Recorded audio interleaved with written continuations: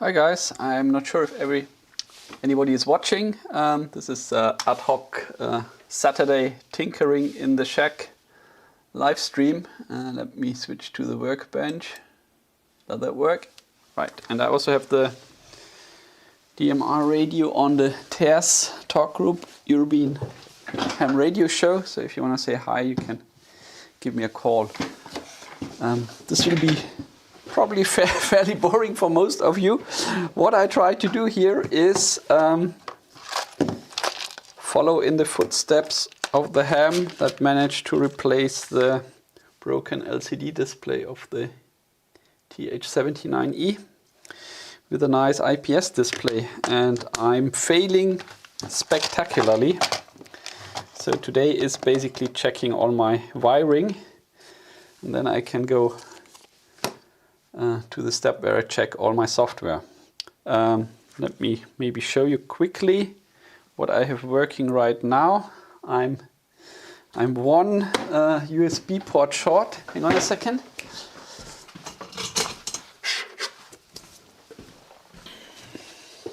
So here we have a small power bank that should be enough to get that powered. Not sure if the right software is in at the moment. Let's have a look. And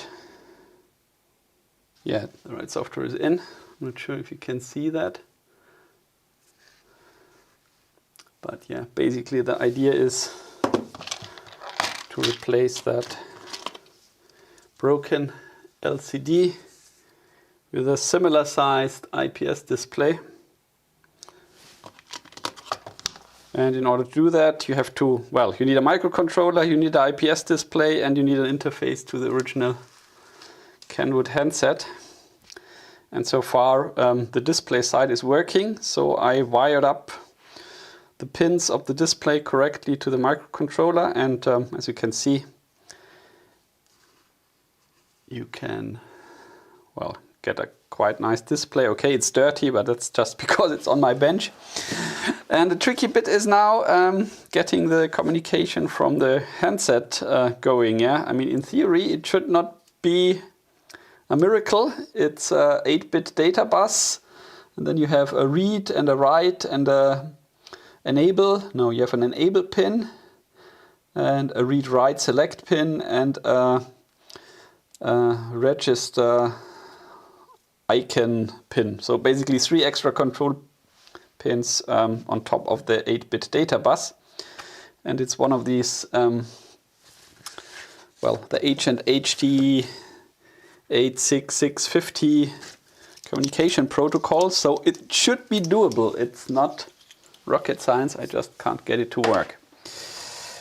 And yeah, as you can see, there's a few challenges. Since I did not want to create or produce blindly a PCB in the hope that it works, I got one of these microcontrollers, and it's upside down. Let me swap that around like this.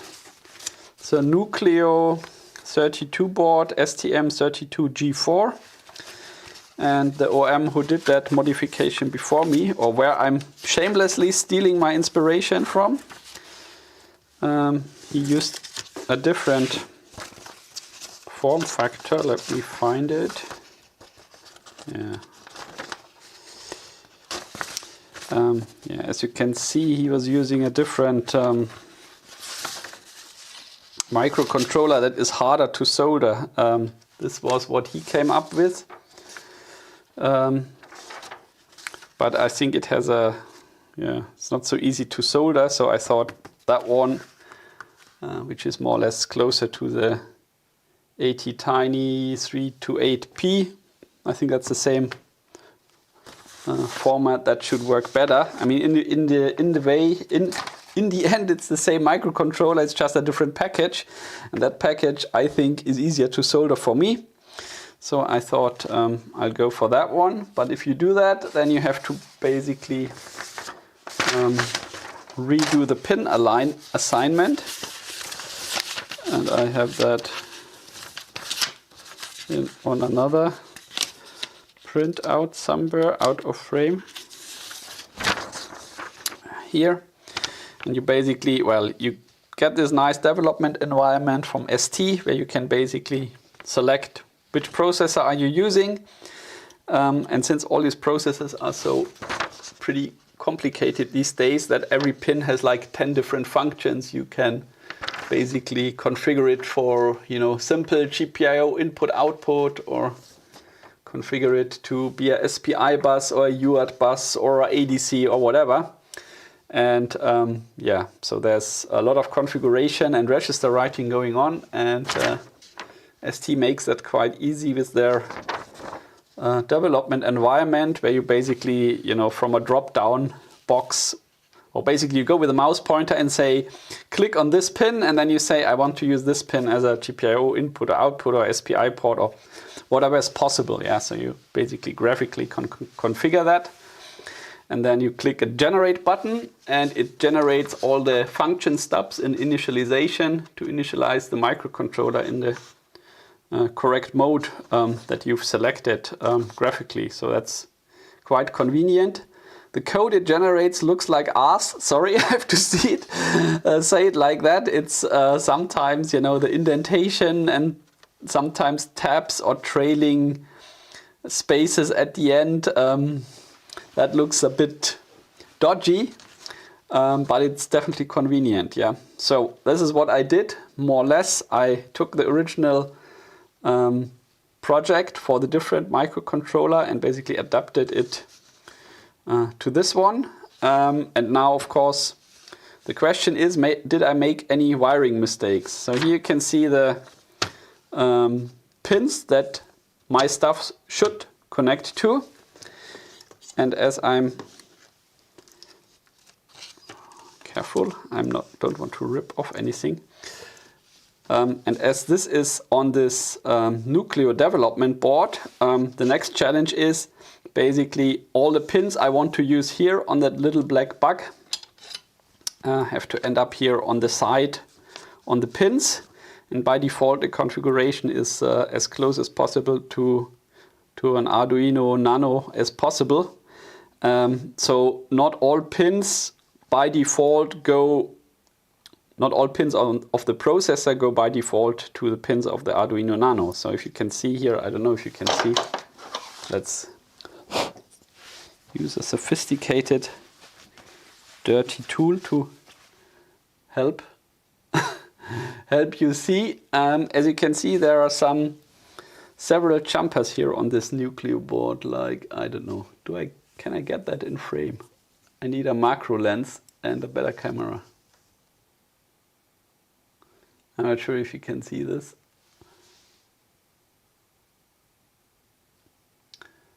Maybe you can see that I've moved a few resistors. And yeah, you can of course download this schematic of the development board as well. And then you see that if a certain resistor bridge, 0 ohm resistor is closed, then a certain pin of the microcontroller goes to a certain pin here on the side. And if it's open, then maybe it's used for a different function. Yeah, so I've had to move, hang on a second, let me see, 1, 2, 3. Now I'm getting my head in the way. I had to open several SMD resistors and add bridges for a few others, so that all the pins that I want to use for this project end up here on the side. And then the next step is those pins here on the side then need to go to the Kenwood. And of course this is just a test setup and it will not stay like this if I get it working. Because if I get it working, then I can also create myself a nice custom PCB.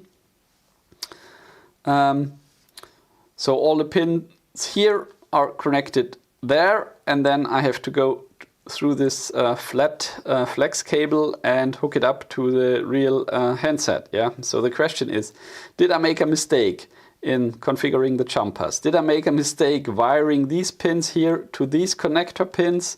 Did I make a solder mistake here, soldering this flat ribbon cable, and so on? Yeah. So the exercise of today is basically get a multimeter and check that everything is connected where it should be, because if that's not the case, then I can't win, right? So how will I do this? So I have a print out here from the service manual of the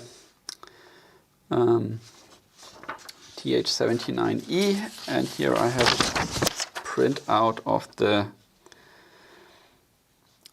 PCB. So if I shift this around, you can basically see that, yeah, this is the top view of that board. Here's the capacitor that you see here, and yeah, here's for example that probably voltage regulator, I don't know. So you see this matches this. Yeah, so the first step is now to figure out here what pins do I have here where the LCD is connected to. And here we have the schematic, and it's basically 26 pins. And the question is, do the pins that I see here start in this order, or are they the other way around, right? There's two possibilities. And I think by looking at it, we can say that this is the right orientation. So when I count my pins here from left to right, I see here the contacts on the PCB. And how do I know that? Because here we have these two register networks. That's basically 4 registers in one, I don't know, SOT8 housing. And you can see here we have 1, 2, 3, 4 in one housing, and then another 1, 2, 3, 4. So I'm fairly certain that my pin numbering that I'm looking for goes from left to right and matches here from left to right. So let me get a pen and write it down. I'm currently not looking in the chat. I don't even know if anybody's watching. So if somebody wants to say hi, you have to press key up on the DMR talk group. Okay, so let's maybe reduce the amount of paper that I have here and write these pins down. So T1, T2 is probably test pins, and then it starts here with DB7, 6, 5, 4, 3, 2, 1, 0, up to DB0, so that's our 8-bit bus. 6, 5, 4, 3, 2, 1, 0, and surprise, surprise, it works with 2 times 2 times 4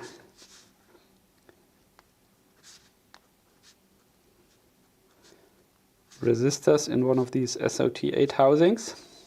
So basically here we have our 8-bit bus, then we have something called ELCD, maybe enable, and we have read write, and then we have RS, maybe register select, I'm not sure. Okay, and then we have here VDD and VCL, which is basically plus 3.4 volt, says the schematic. So this is VDD. We are not using that at the moment because I'm still powering it via USB. But for the real schematic, this is where we would get our maybe 3.3 volt. Okay, and then here's the remaining stuff here at the end is basically for the LCD display, for probably some step-up converter, voltage divider stuff. So all this stuff here is really uninteresting. The only one interesting at the end is probably VSS, which is our ground pin. So in reality, we don't need all 26 pins. We need 8, 9, 10, 11, 12, maybe 13 pins of that 26 is what we are interested in. And the rest is not necessary. So I can put that away now or on the floor because I have nowhere to put it. Right, so in theory, we could already check our data bus and check that the pins on the processor end up connected on the TH79E where they are supposed to be connected to. Oh, I will rip off the flex cable of that LCD display. You know, the second I get the input working will be the second where I rip that off and have to wait another 3 weeks for a replacement display. I already see it coming. Okay. Hang on a second. There's a cable hanging here. That's my camera cable. Oops. And I've invested in some super sharp probes. I mean, they're really like needles. You can poke somebody's eye out with them. And as you can see, we are doing continuity testing now. And yeah, though the trick is now to basically measure that all the pins here end up right here. And I think they do, but since I do a live stream, it's good to double check. So I orient this paper now in the same way that the chip is soldered down here. Here you see a little dimple. Well, maybe you don't see a dimple. Maybe when I use my fantastic high-tech tools to show you. There's a dimple in the bottom left corner of the chip for the orientation. So that dimple and that dimple are aligned. And here we have our data signals. D0, 1, 2, 3, 4, 5, 6, 7 here going round the corner. 4 pins on that side, 4 on that. And they should, famous last words, end up here on the flex cable. So this will be now a bit boring for you, but it's me messing in the shack. So let's see, D0, the force from the left, and ideally I would do this under my USB inspection microscope, but then you can't see what I'm doing. So this should be D0 and it should be the third from the top. And it isn't.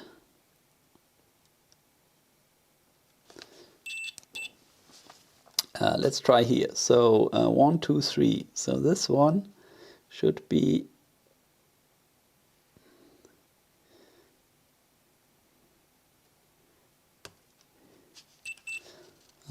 see, already finding bugs. Let's try something else.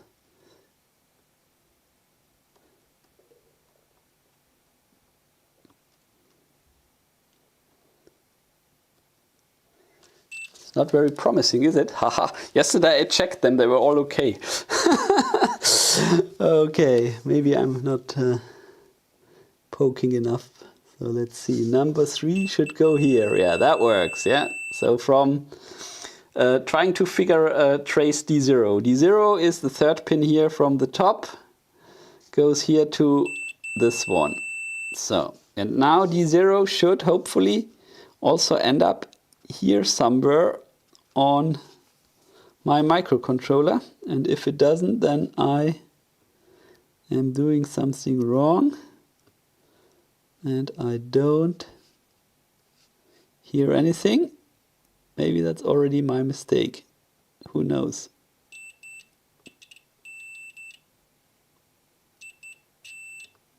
No, I am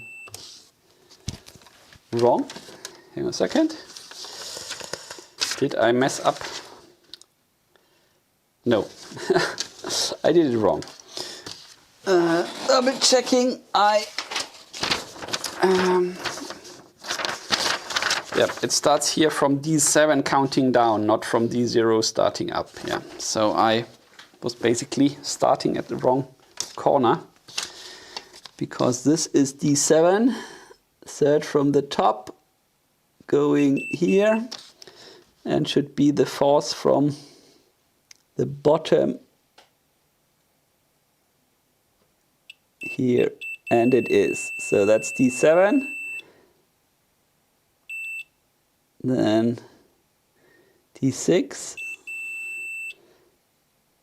then D5, and D4.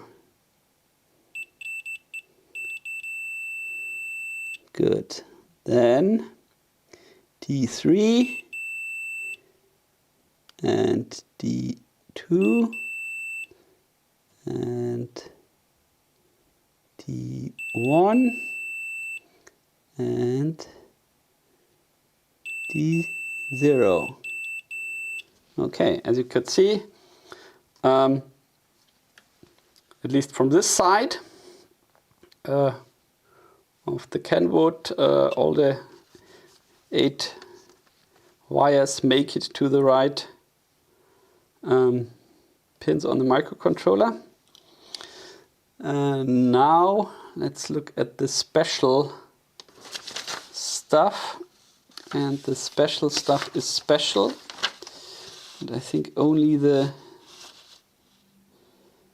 enable ELCD goes to this little bug here, so let's do that later. Then we have read write and RS. Okay, so I think the read write and the ELCD go to this multi-purpose flip-flop thingy. So we need now, the RS pin. We could probe that. So the RS pin is this one, and it should be, yeah, it's 8, 9, 10, 11, 12, pin 13 from top. Great. It's not easy, and it's easy to get it wrong. So let's see. Apologies when you see my hair poking into the camera, but I have to get closer. 1, 2, 3, 4, 5, 6, 7, 8, 9, 10, 11, 12, 13. That one. And that seems to be correct. So let me maybe use a marker and mark it off what we checked. So we checked this one and we checked those. Good. We know that the display is working because we saw something, so we can save checking all the other pins. So the only one that is now still interesting is here, this enable pin, and that again shamelessly stealing from the OM who has done this before me. This is what he put on some Google Drive, and basically, well, shows the wiring. Let me go a bit closer, and as you can see, I've already put marks on there.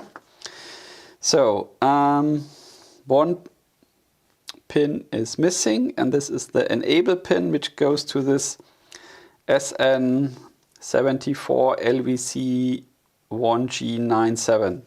I think this basically is a, well, again, one of these SOT8 bugs, and it has a few gates and a flip-flop in there, and depending how you wire up the pins, you can use it for specific tasks. And I have not understood, or I have not looked in detail what this is doing. As an input, it gets the ELCD, enable LCD pin, and it gets the read-write signal, and both are somehow combined, and then on the output, one pin is connected to the microcontroller. And of course, if I wired up that bit wrong, then nothing will work either. So let's see if the enable pin here ends up on the right side of this multi-purpose bug. And it's wired in here, and it's wired in an upside down way. So pin 1 is, hang on a second, the pin I'm looking for is, yeah, basically this one. And I'm not very confident that I get this working, to tell you the truth. It's fun messing about, yeah, and it's fun to see the display working, but I'm already spent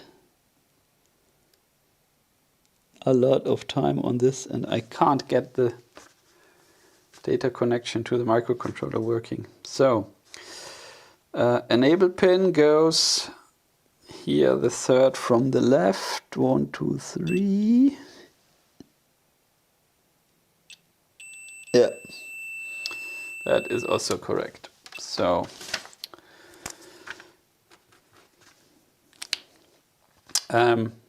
what do we know now? All the pins from the microcontroller end up where they should end up. And now we have to look at that circuit that combines the enable LCD and the read-write pin, and has one output to the microcontroller. I thought this is where my mistake is, but who knows. And as you can see, I also traced the original schematic for that other microcontroller footprint to see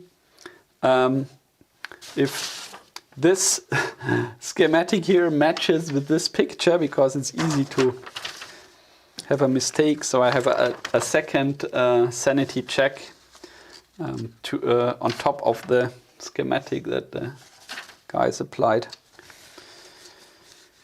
Okay, I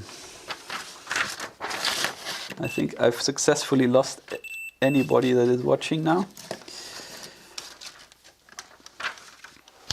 So, right, how do I do this? Maybe I just turn it around, then everything is in the right direction. And if you're worrying that I'm shorting out things here, I put a bit of Kapton tape here on the keypad that I'm not making dodgy connections. Okay, so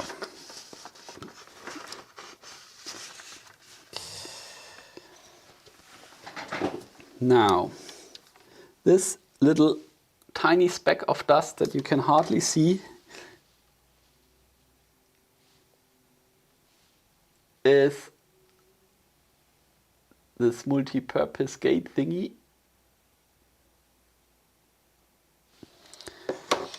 And I try to check now if the wires are correct. So first thing that would be good would be if we have ground where we are supposed to have ground.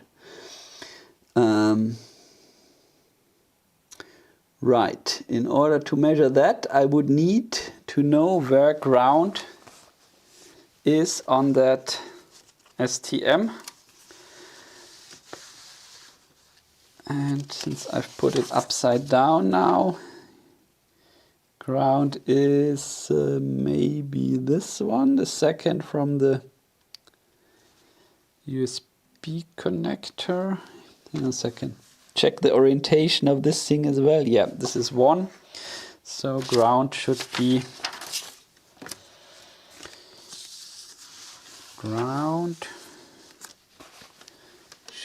this pin. And that pin should end up here on pin 2 and 3, and it doesn't. Nope. Check again. Yeah. Another thing what would be very good would be if the ground connection also makes its way to the TH78-E. So I think that was the last pin.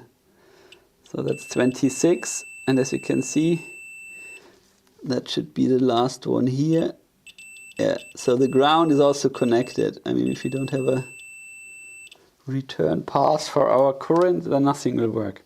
Okay, so ground is correctly connected to the SN74 LVCG97. It's connected to the board here. And then we have a small FET, which I don't know what that is doing. It's, I think, when the read or write signal is high, it pulls down dB7 to indicate a busy signal. Here there's a comment says, read is always no busy. It's probably right, because the nucleo runs at 170 megahertz, so it should never be busy to, well, depends what read request is. Read request from the TH79-E, read request from the microcontroller, not sure. Anyway, there's a small FET. The FET has 3 pins, and the drain has to go to, no, the source is connected to ground, right? So the question is, where? Well, one of the 3 pins must be connected to ground. Let's first measure it and then figure out if it's the right one. Okay, so here, this one is this one should be the source of the FET. Let me see.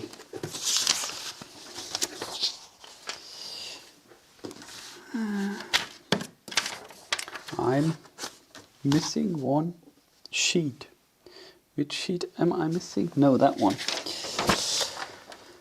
Because here I've written it down. Yeah, it matches.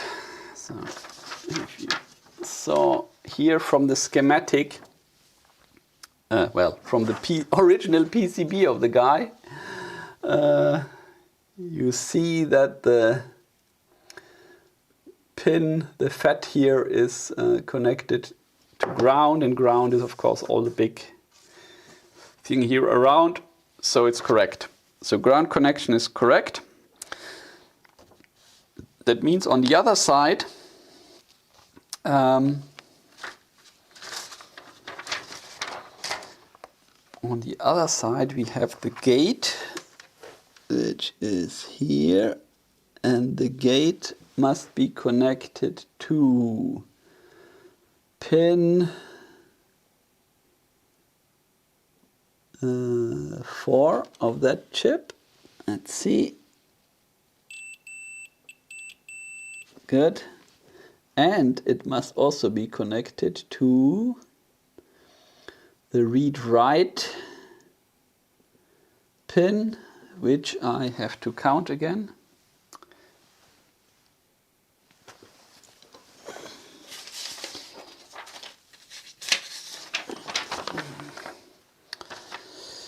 So the read-write is 1, 2, 3, 4, okay, that's 8, 9, 10, 11, 12. That's pin 12 from the top.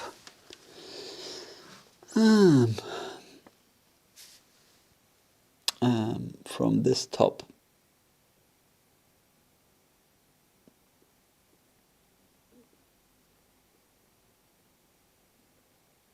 Maybe here. Must be connected to here. Or is it not? 1, 2, 3, 4, 5, 6, 7, 8, 9, 10, 11, 12, 13.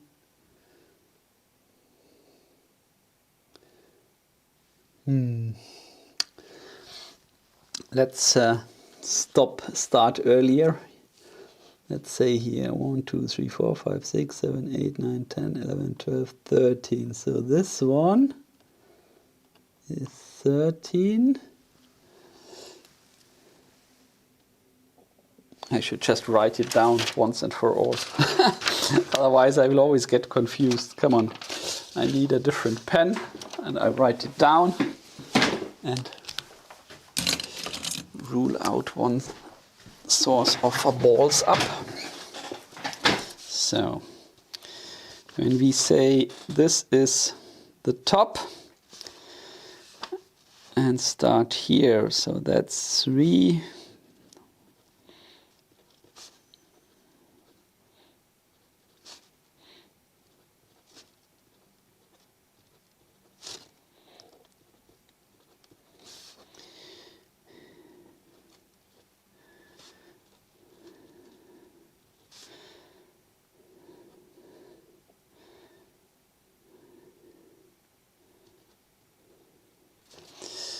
Okay, there you go, in a completely unreadable script.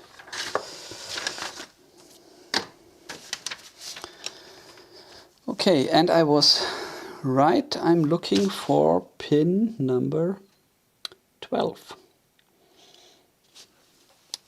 So let's try that again.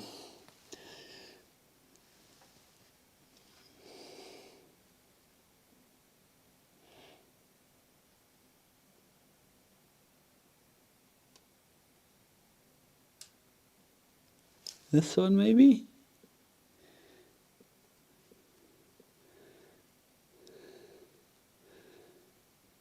And that does not look promising.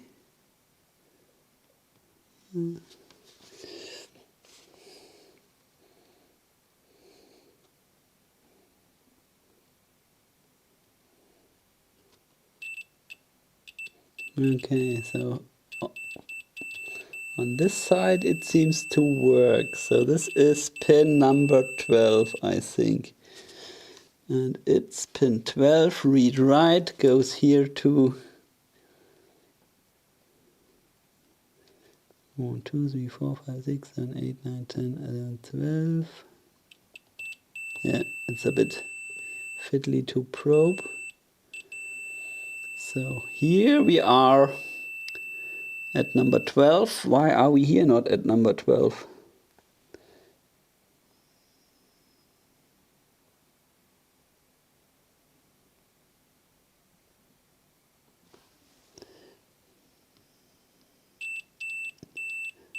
Here I found it.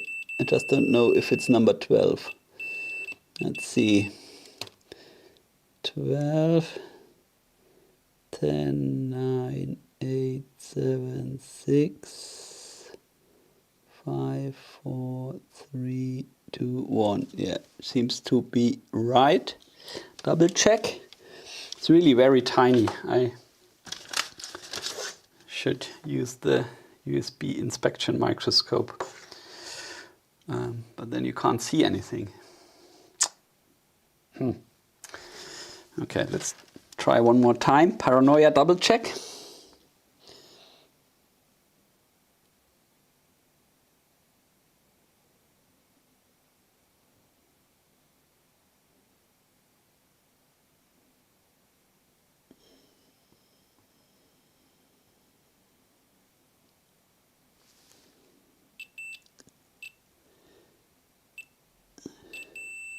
Yeah, that's number 12.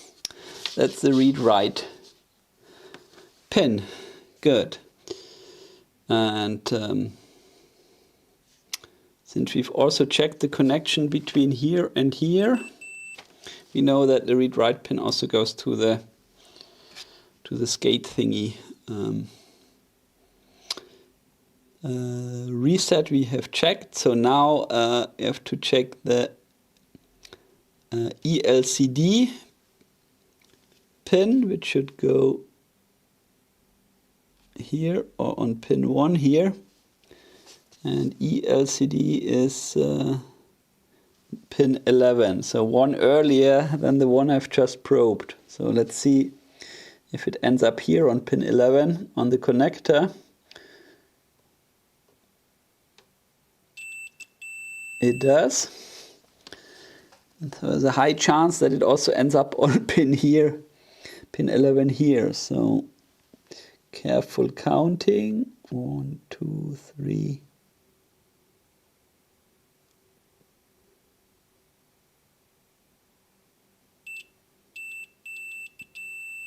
So that's 11. And that means one further must be 12.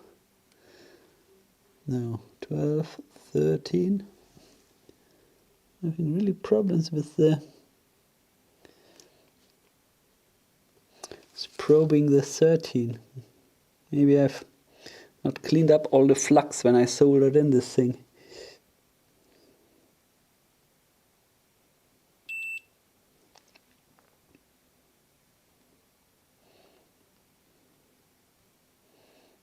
Come on.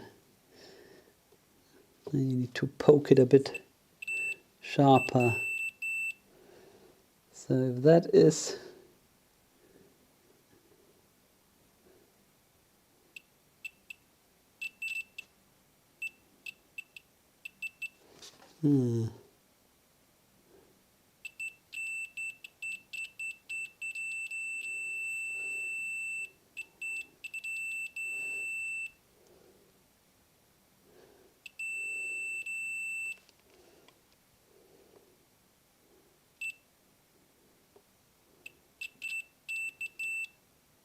yeah, I think it's correct.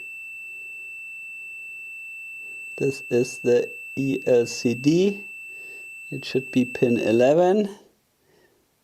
11, 10, 9, 8, 7, 6, 5, 4, 3, 2, 1. Right, okay. Hey. My confidence is eroding rapidly here. That is all good fun, huh? After all, it just stops me from watching the news. Okay, so, right. Basically, what have we done? We know that all the wires on this side end up where they should on this side. And now, of course, I could still have made a mistake in wiring up the wiring up here this cunning gate enable logic, and we still have to check the drain of the FET. So the drain of the FET is here, and that should also go to pin DB7, and it does, because that's somehow the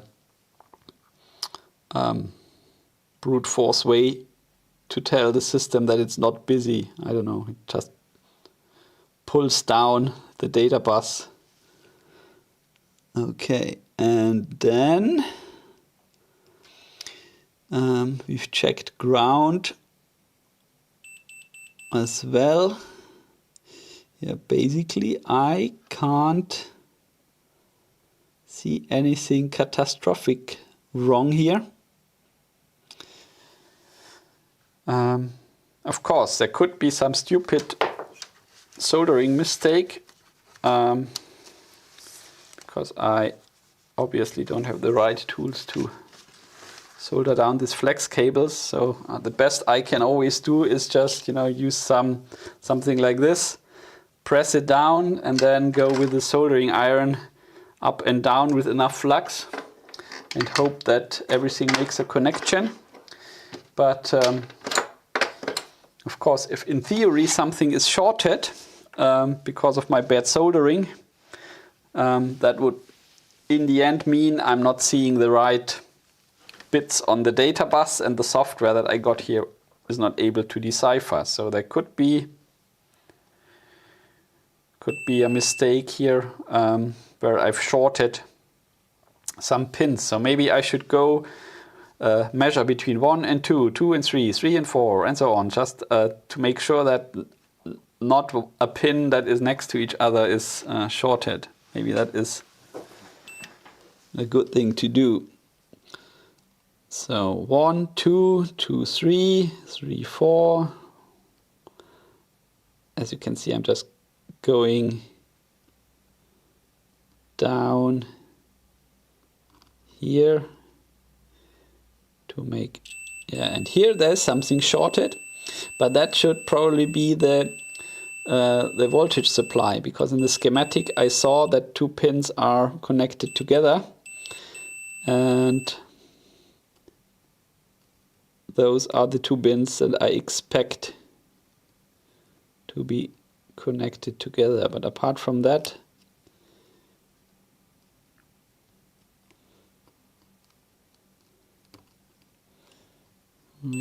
yeah, these 2. So which pins are those? Reverse sanity check.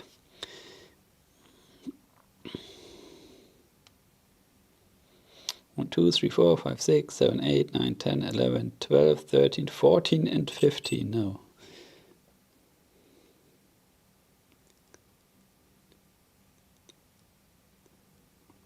No, 14 and 15 are bridged, which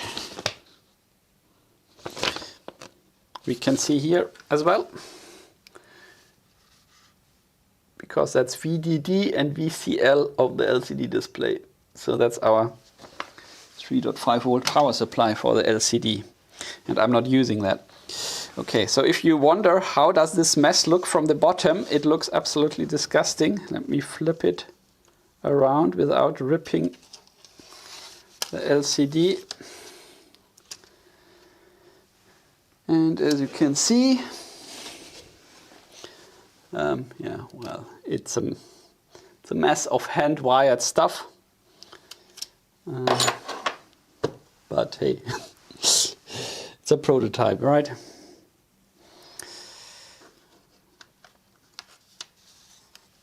So what have we learned? That in theory my wiring seems to be correct. And I think you can also see this as 2 separate circuits. There's this gate thingy, which I still have to decipher, that combines eLCD and read-write, and from these both signals, it creates an enable pin. So if I would guess is, well, or from my current understanding, the enable pin here on the microcontroller is, I think, active low, and that triggers the DMA transfer of reading the data from the 8-bit bus into the microcontroller memory. So basically, it just combines the, hey, the LCD is enabled, with, hey, we want to write to the LCD. So yeah, LCD enabled, write enabled, that's when it should trigger the DMA. That's my sketchy idea of what it should do. And then on the other side we have this little FET, and that pulls down DB7 whenever the read-write signal is high. So I have to look into the datasheet of the LCD display, what that means. So read-write high, does read-write high mean read? And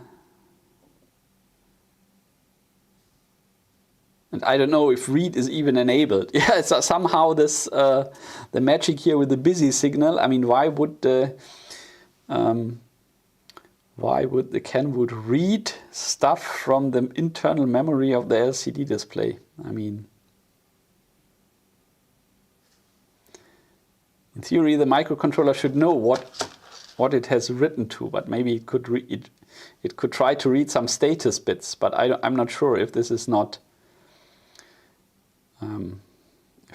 write-only interface. On the other hand, I also have no clue if all TH79Es are the same. Yeah, maybe I have a variant with a different microcontroller which controls the LCD in a different way. Yeah, so the software that I got from the OM could maybe not match my hardware.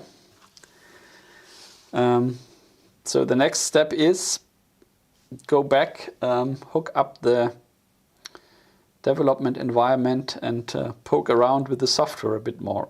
It somehow seems to do something, because when this is powered and the TH79E is powered and I turn the rotary encoder, yeah, turning the rotary encoder should make the frequency change. Changing the frequency should end up in commands being sent to the display to display, well, the new characters for the changed frequency.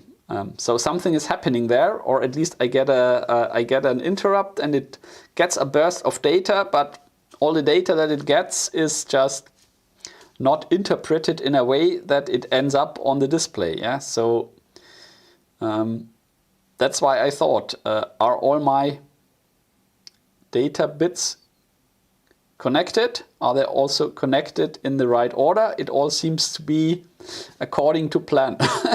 Or it seems to match what I set up. Yeah, so odd.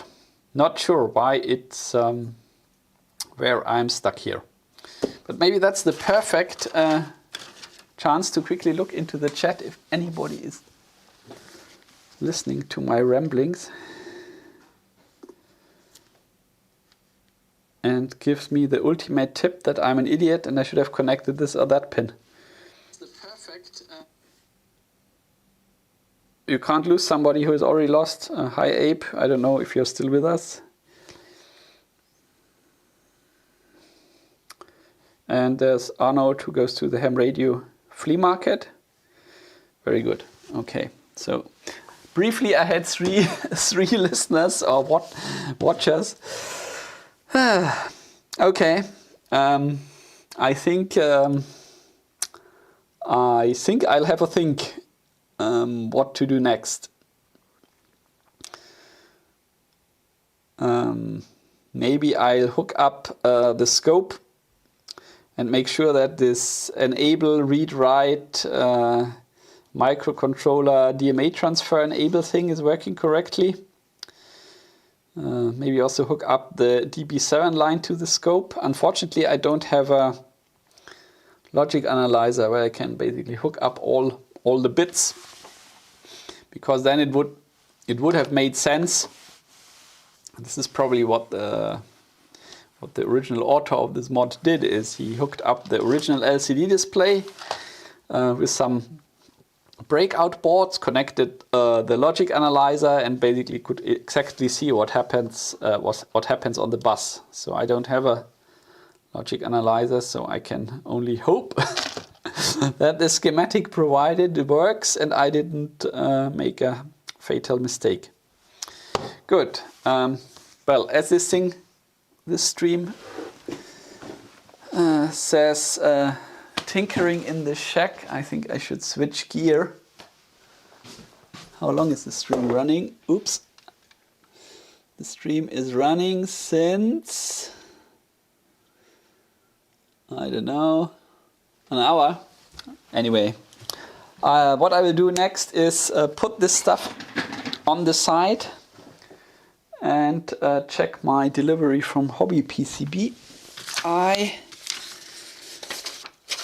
forked out the money for a HamRadio 50 amplifier kit, and before I start building that one, I have to see if all the parts are there. So let's clean up here and put this away, and then we'll do the HamRadio 50 parts unboxing and just go through the instructions and make sure that I'm not missing anything. I think that's on par, as interesting as the previous hour, like watching paint dry. But it could be relaxing. So, as you can see, things got completely out of hand, and right. So, let's get organized here.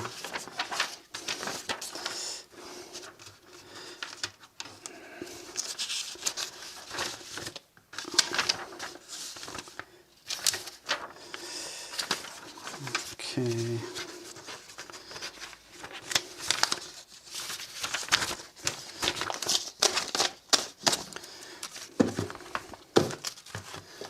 So let's put this away.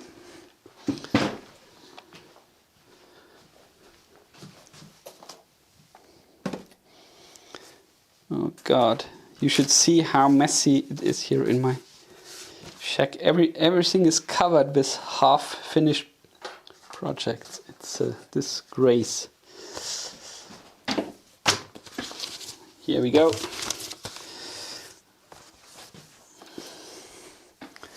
There's the HamRadio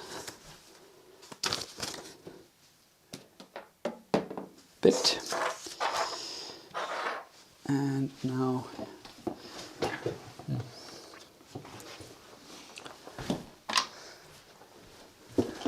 I think I'll just put this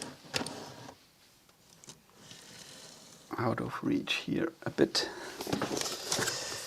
Hooray! See, there's a project where there's a better chance of succeeding, not like completely insane projects like the previous one. Okay, right, let's have a look. This is the ATU board.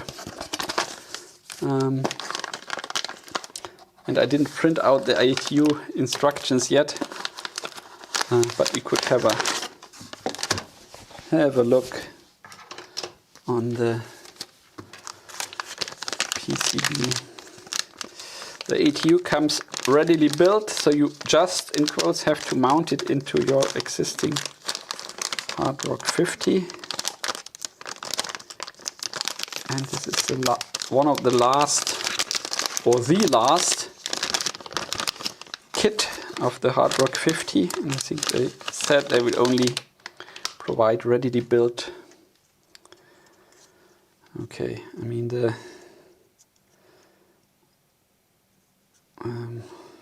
toroids are leaning a bit. But here and that's a pin header, I guess, under this foam. Let's have a look. Well, it looks like an ATU, doesn't it? It has lots of relays. I'm not sure why it has 2 RF in and 2 RF out sockets. Maybe for different footprint. No, here, this is for soldering in, and this is with a SMA connector, right? So that's probably the SWR bridge here. And of course we have toroids, we have resistors, and on the bottom we hopefully have high quality NP0 capacitors. And the picky German approves. It looks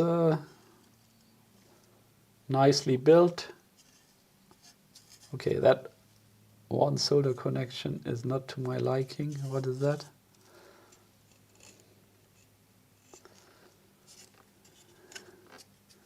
Okay, it's a relay. Okay, I can touch that up before I put it in. But generally, very nice. Bit of grime here where they soldered the connector. I can clean that off. And yep, looks okay. Not sure if I should put a little bit of hot glue to this one toroid. It's wobbling around a bit. Okay, so that's the ATU. But before I do anything with the ATU, I first have to build the amplifier kit. So let's get this into the ESD.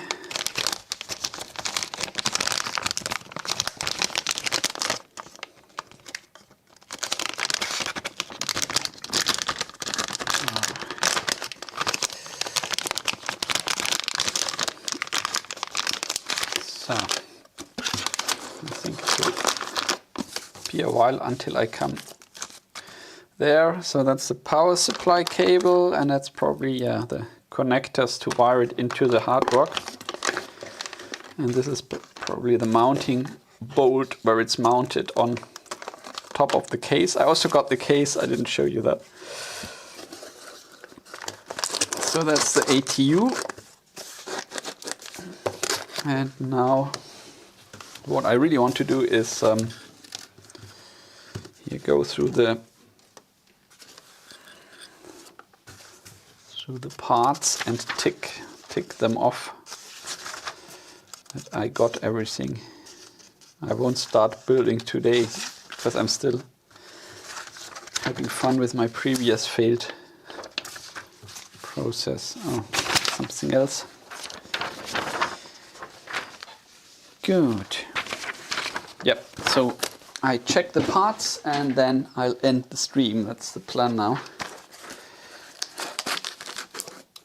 And I still have to do the 5,000 euro HamShack challenge. I'm a bit, yeah. It's like somewhere in the middle. Like the ridiculous HamShack challenge is getting a Illicraft K4D and a really nice metal mast, maybe pneumatic, 12 meter, some. So I would have no problem going ridiculous, and I also have no problem in coming up with a list for the 1,000 euro HamShack challenge. But 5,000 is tricky. It's the range where you can get really nice stuff, but you still have to think about, you know, not spend money like water. I don't know. Maybe I'll start with the FT7-E IPS as a rig, and then there's plenty of money left for antennas. Okay. Wow. This is a lot of parts. Look at this. Holy moly. There's a bit of work to be done.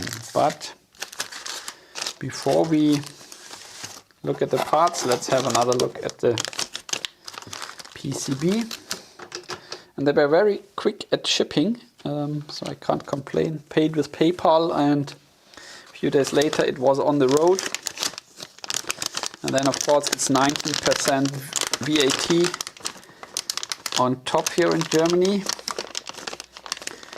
So it's not the economic most brilliant purchase, but it is a very nice amplifier and I want to have one. So looks very similar to the ATU, doesn't it? Of course you have smaller relays here, and here you have the toroids that you have to wind yourself for all the bands. So it's 1, 2, 3, 4, 5, 6, 7, 8, 9, 10 toroids to be wound. And here comes here's the ATU, here's the power amplifier bit then, I guess. Yeah, I guess the transistors go here. I have not really looked at it. I'm opening it at the first time, yeah. So everybody who has built a hard rock will know exactly what it is, but I'm seeing it for the first time. So probably 4 MOSFETs here, and then here with these spindle trimmers you probably have to exactly adjust the bias voltage so that both sides that push and pull work together nicely. And yeah, so I guess the tricky bit, or the bit that you should not get wrong, is the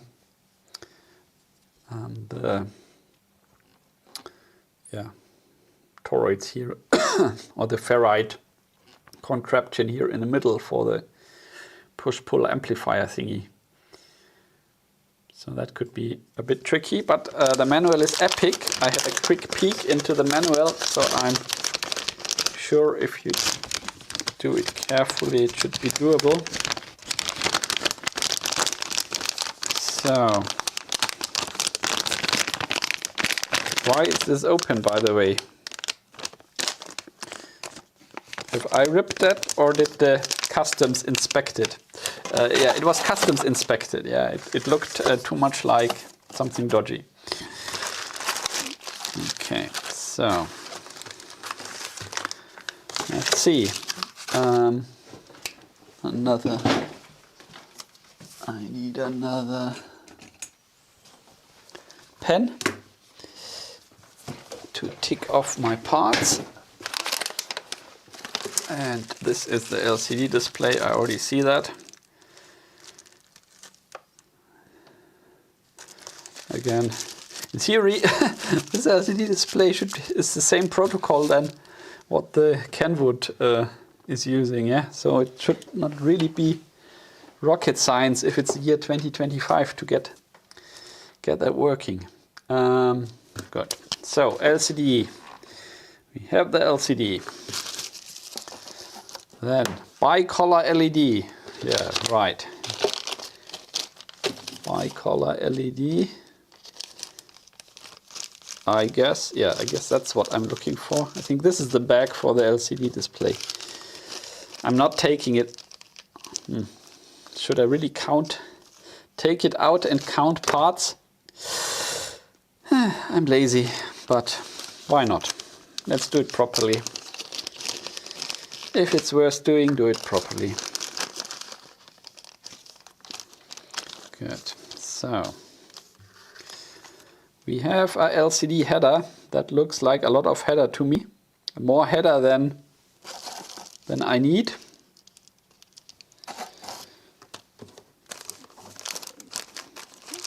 Or is this my LCD header? 16-pin single row header. That looks more like 16-pin, but since it was in the back together with the LED diode, I guess it belongs together. So I'm pretty sure I have 16 pins and the LED is in here.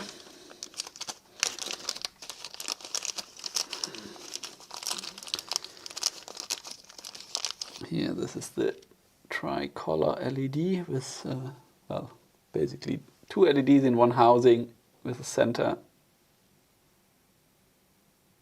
cathode or anode, depends on the type.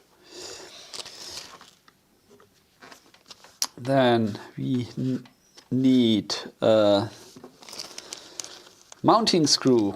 Oh, see, now comes the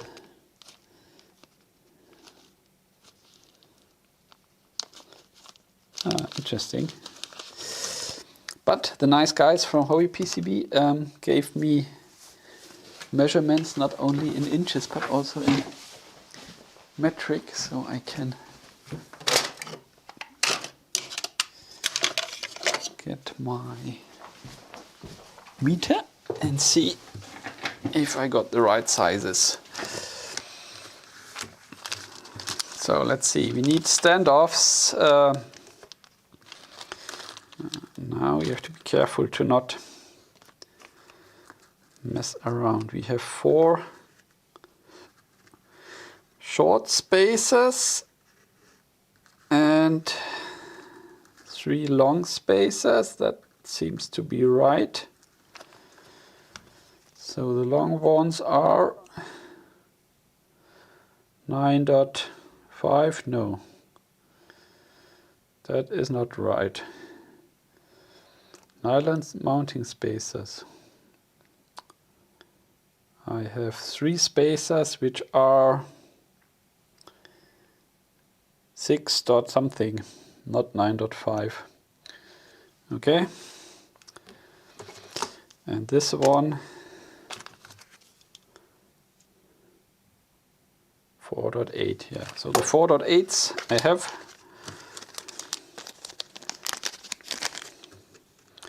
One, 2, 3, 4.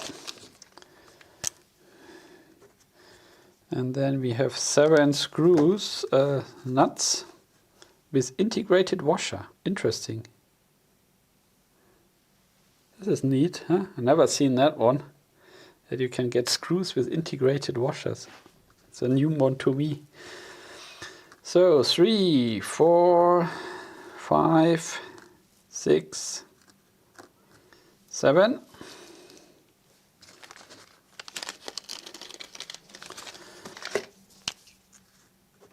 And then we have 12.7,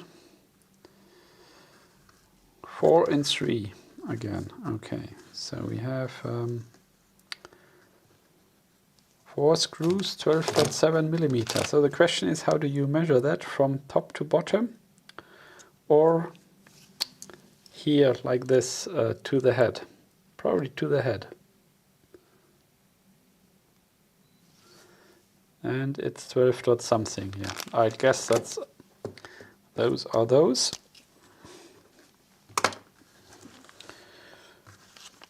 1, 2, 3, 4. And the other one's 19.1.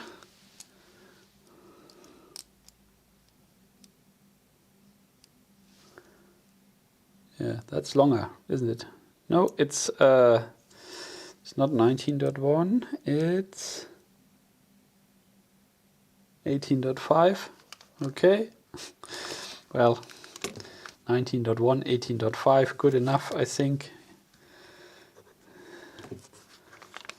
And since the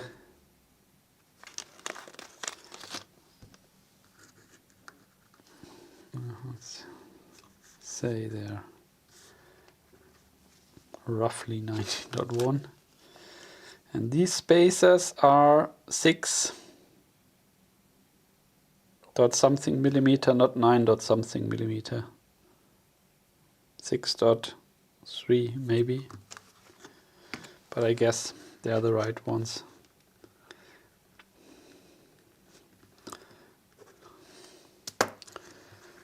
Okay. Get the LED back in there. And question is, where are these 3 black screws? What are those for?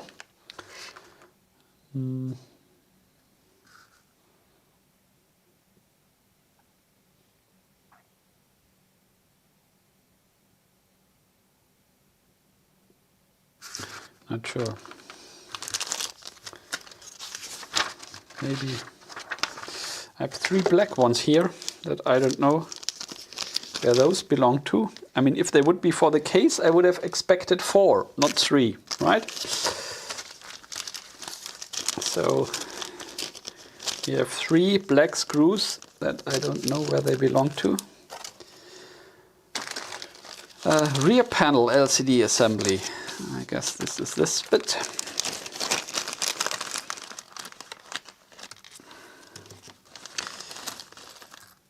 And we have the cable, front rear panel cable. I guess that's that one. And that's the DB9 connection. That's that one.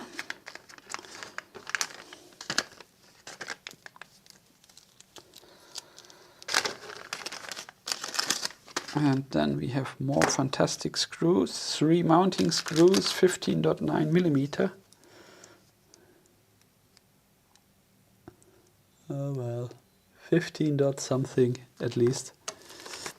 It's probably not easy to get all these inch stuff converted to metric backwards and forwards and sideways. Anyway, I have 3 screws, 15 dot something. And we have 3 mounting nuts with integrated washers. And a separate washer. And 3 plastic bits, which should be 6.35 millimeter. And they are interesting that those 6.35 are correct,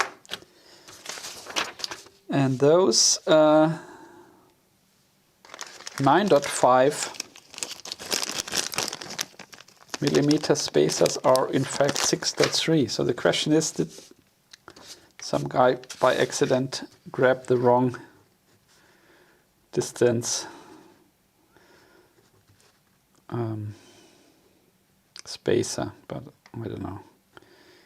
Getting hold of a nylon spacer is not so hard.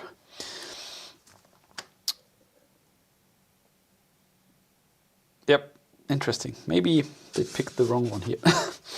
Good. As long as it's just nylon spacers, I'm happy. Good. Now, what else? Maybe I should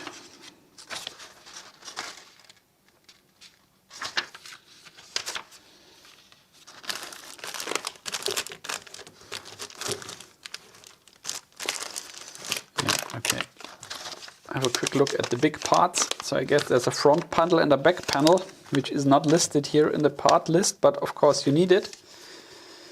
So this is probably the front panel where you mount the LCD on. Yep, that seems to be right. I won't take it out. And that's probably the back panel. Why do I have already a DB9 connector and it gets another DB9 connector? That's odd. But this thing have 2 DB9s on the rear. I'm a complete hard rock novice. Let's have a look at the control panel.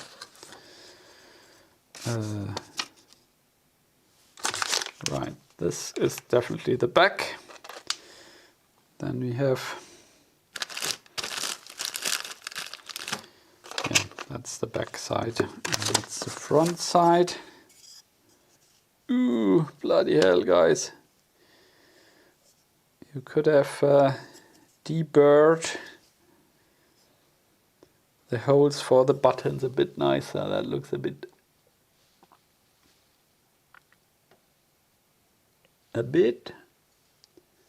shoddy. That would have been 2 seconds to get rid of the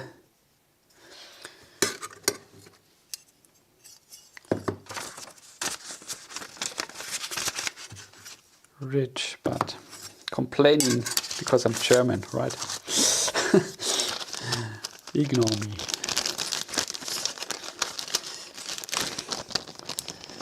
Okay, so that were the panel front and back, and that was the back connection, and then I have 2 bags full of goodies to check. And this looks like mechanical bits, so let's start with this one.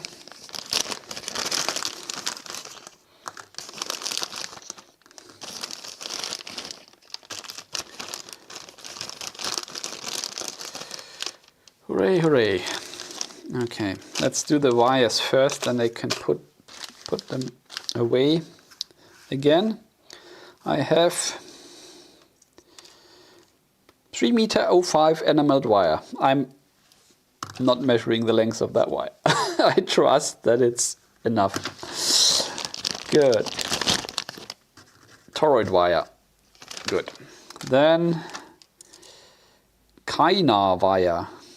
I guess that's this white one, 76 centimeters.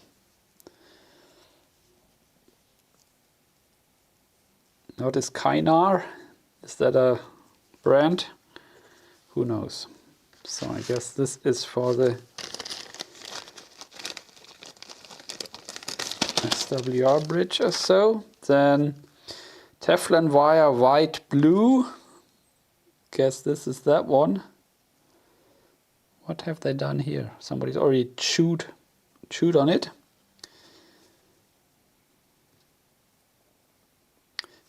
That looks no.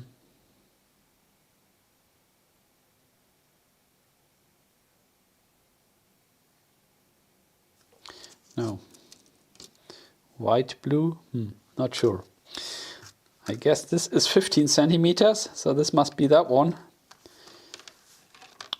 Or it is this one. This is really short, is it?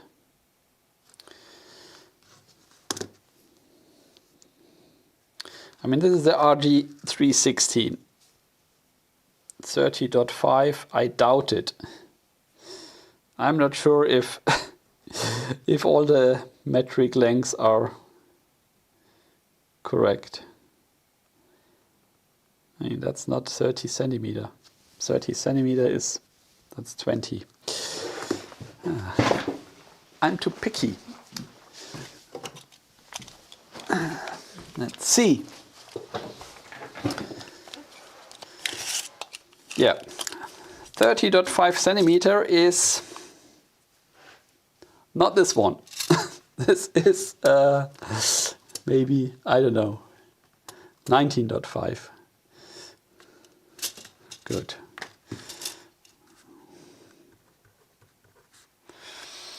So I have 19.5, but I also don't know where I need it from, so I can't say if this was just adjusted for what is really needed or if the manual is out of date. But since they anyway will only sell pre-assembled units, so that's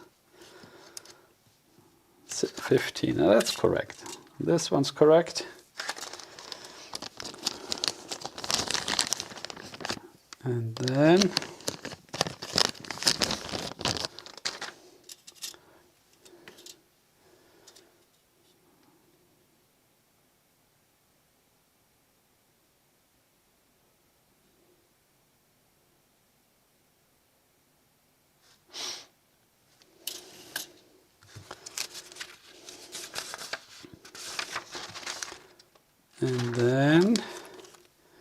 the question is, what is this?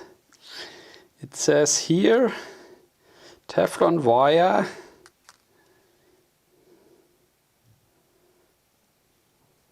24-inch white, 6-inch blue. I have 2 blue ones. Well, I guess.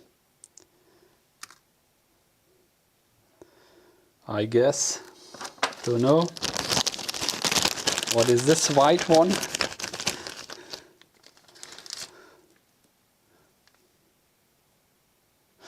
Yeah, maybe. I think the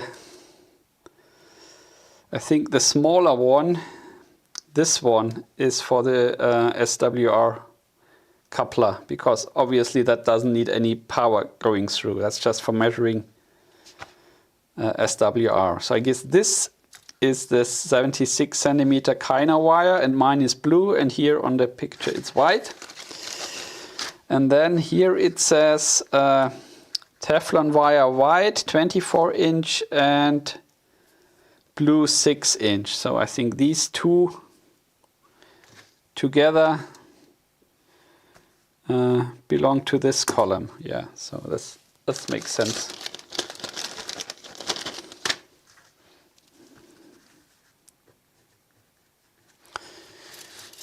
Good.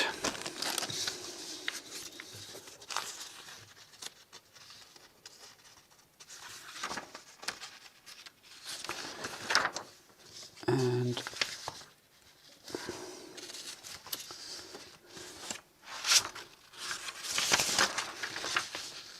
right, I was too fast in swapping pages. I have to look at the rest. Here we have the rest of the PCB inventory. Tip, tip, tip, tip, tip, tip. So we need 4 RD16HHF1. 1, 2, 3, and 4. That's our 50-watt amplifier goodness. Check. Then the edge connector for God knows what. Check 6 yellow toroids. That looks good. 2, 3, 4, 5, 6. 4 T52 ones. That looks good.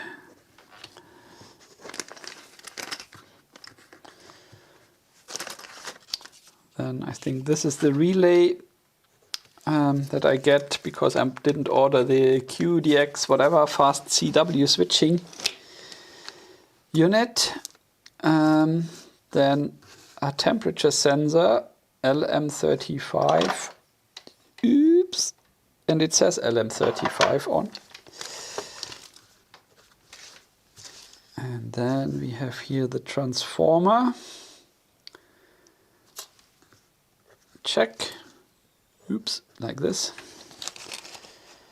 And then we have 3 binocular cores, which I also have. Good. That looks good. Okay, so the only thing that is odd is the RG316, where it's 20 centimeters instead of 30. On the other hand, I have RG316 here as well.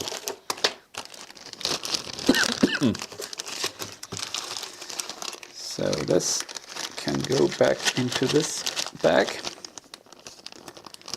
And I think now we only have the mechanical bits left.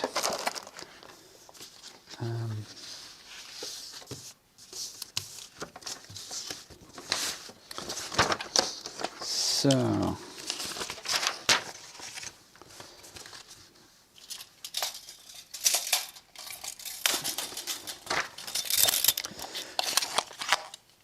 mechanical bits.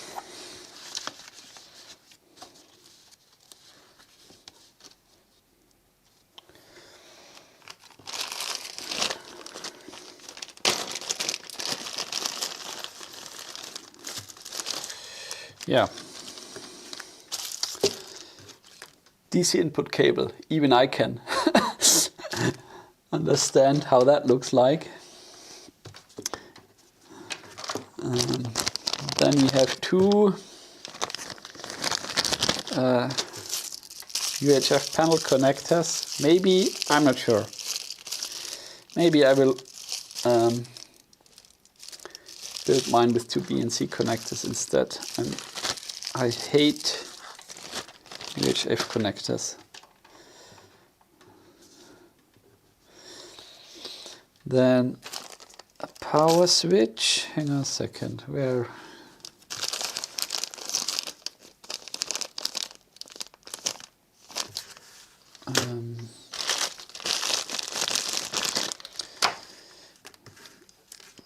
This is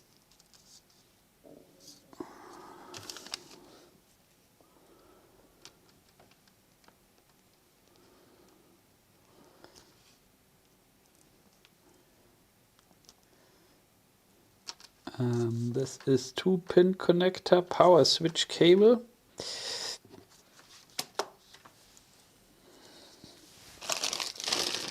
I didn't see the power switch itself here. Just confused. Is it? No, it must be a separate switch, right? Odd. Didn't see it here either. Okay. Maybe I'm missing the power switch.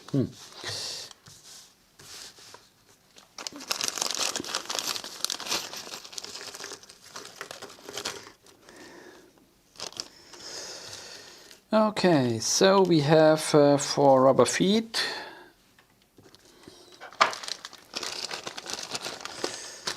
Then we have this power pole mounting thingy.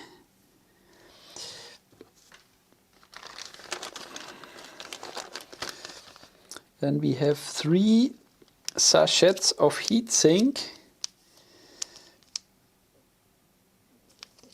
from China with a QR code to look what that is. I still have some good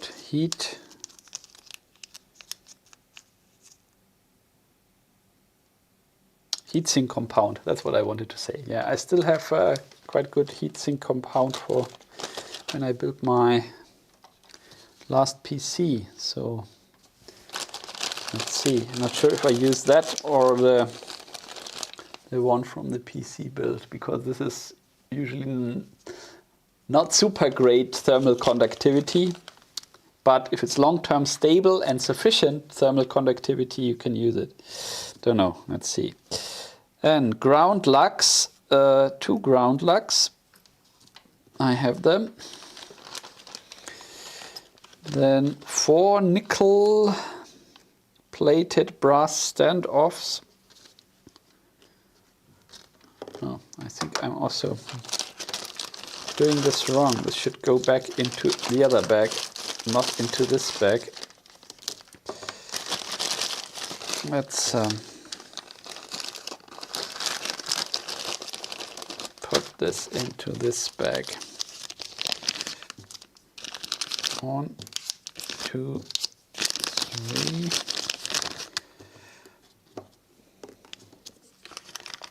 4, 5, and the 4 nickel plated standoffs.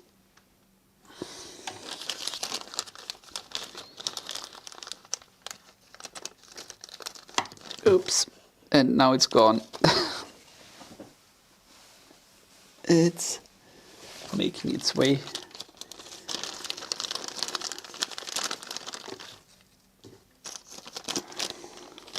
Now I have them all. Then I have, okay, M3 self-tapping panel mounting screws. 8 M3 self-tapping. How do I see if they are self-tapping or not? They should have a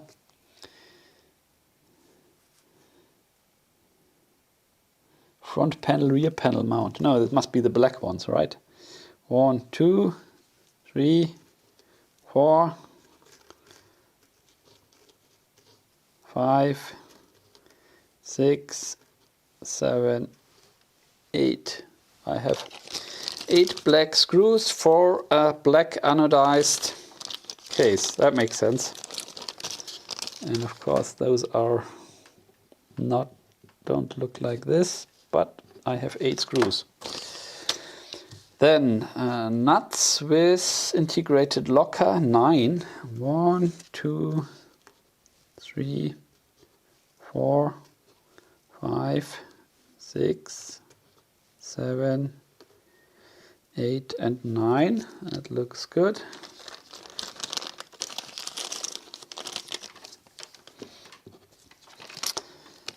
Then a lot of screws in different sizes. Let's do the shorter ones. Let's see, how many short ones do I have? 1, 2, 3, 4. I have 4 short ones. MOSFET mounting, probably. Maybe those 6.35 millimeter.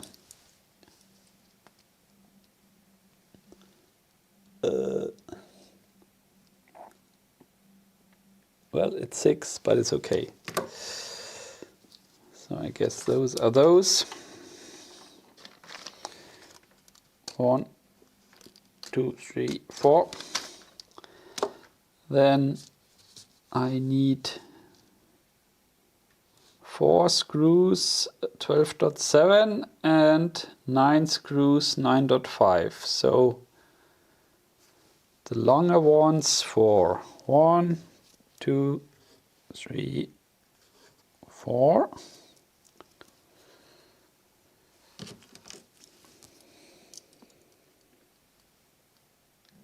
12 dot something, good enough.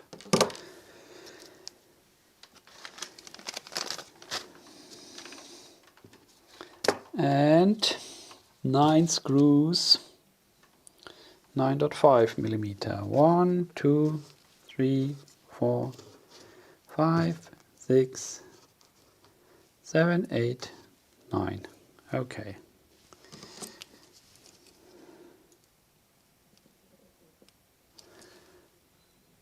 9 dot something. Okay. Good.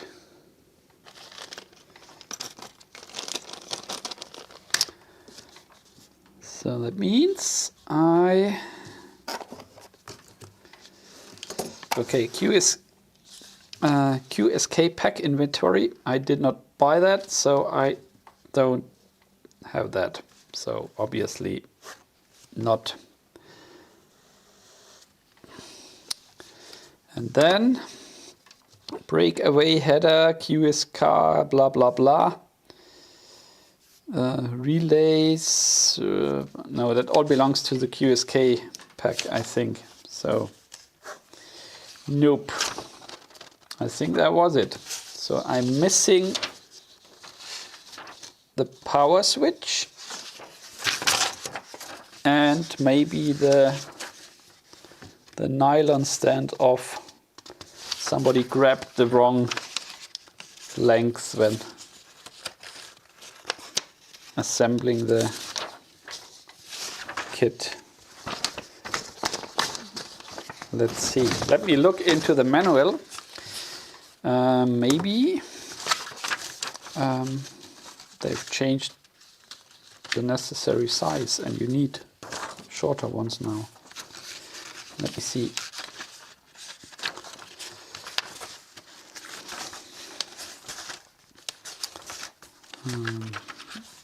As you can see, it's all very nicely documented.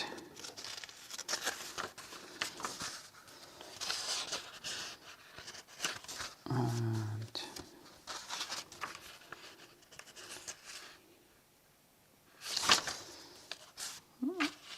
where is the front panel assembly?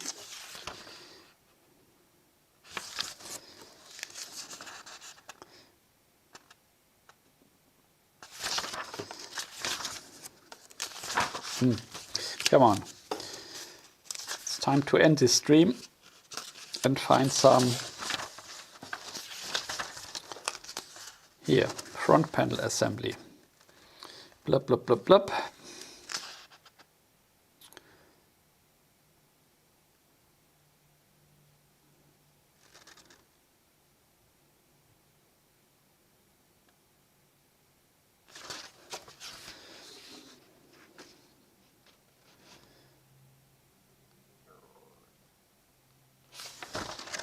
Where are the standoffs? Okay, so the 4 spacers are for the LCD display. Those are the shorter ones. And where is the standoff? Ah, maybe here. Using 3 9.5mm spacers. Yeah, okay, good. Good, okay. Well, it's good to do this check. Let me have another look if I find the power switch, and the spacer I can find somewhere else. Probably. Maybe I should have put those in here as well.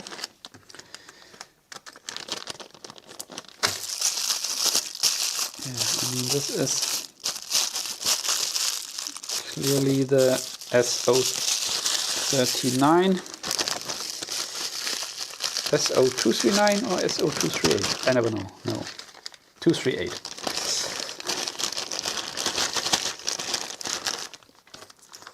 Okay.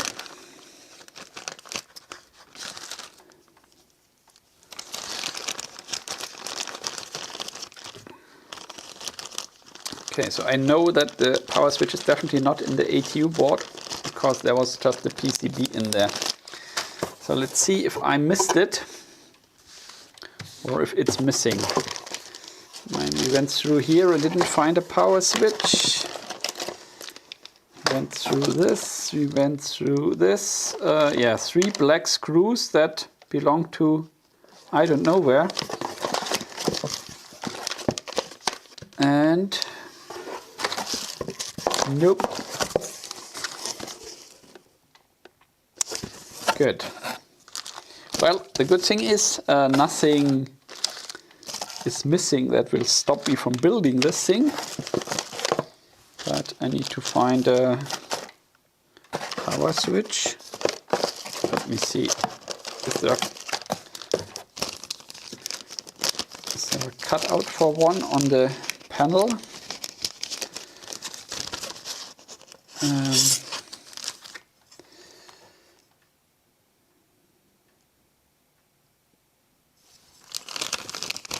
On the front panel, maybe?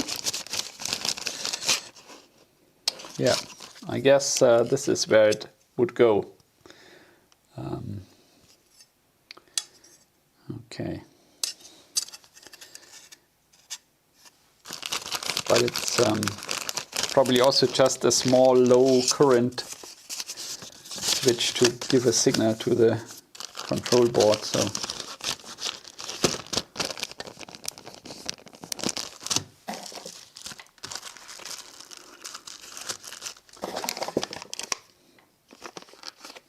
no, it's not in here. Okay. Maybe it was lost during inspection or they did not pack it. I don't know. So let's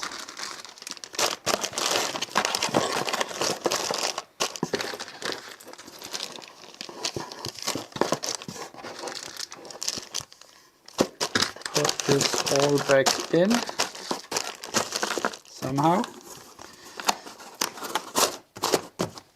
Good. So my assumption is I need 3 spacers, 9.5mm, and a power switch.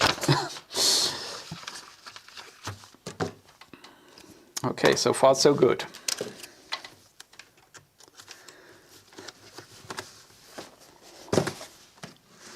Okay, I think it's time to make a break, fuel up on coffee and a snack, and then have a go at the 5,000 euro HamShack challenge.